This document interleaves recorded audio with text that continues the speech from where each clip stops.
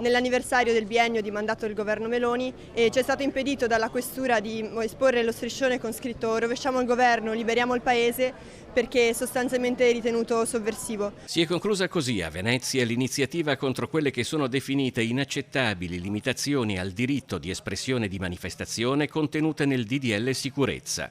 L'espressione "rovesciamo il governo" è stata ritenuta inopportuna e quindi sul ponte di Rialto, accanto a quelli di CGIL Ampie articolo 21, l'associazione che richiama nel nome il principio costituzionale della libertà di manifestazione del pensiero, non è stato possibile esporre lo striscione degli studenti medi e universitari. Poco prima, in campo San Bortolo, esponenti di varie associazioni e partiti avevano chiarito i motivi della protesta contro un disegno di legge che, secondo la CGIL, non ha niente a che fare con la sicurezza delle persone. È un decreto che introduce 24 nuovi reati e soprattutto va a colpire la manifestazione del dissenso. Non sarà più possibile difendere una fabbrica con un picchetto, con una manifestazione, perché si rischierà fino a 2 anni di carcere. Questa è una scelta liberticida, repressiva che il governo fa perché non accetta il dissenso. Allora, come sindacato chiediamo a tutte le forze sociali e politiche di opporsi contro questo disegno che ci fa diventare un paese europeo arretrato come l'Ungheria e non certo un modello per l'Europa. Il DDL Sicurezza è stato approvato alla Camera e trasmesso al Senato, ma già sul ponte di Rialto si potrebbe aprire il dibattito.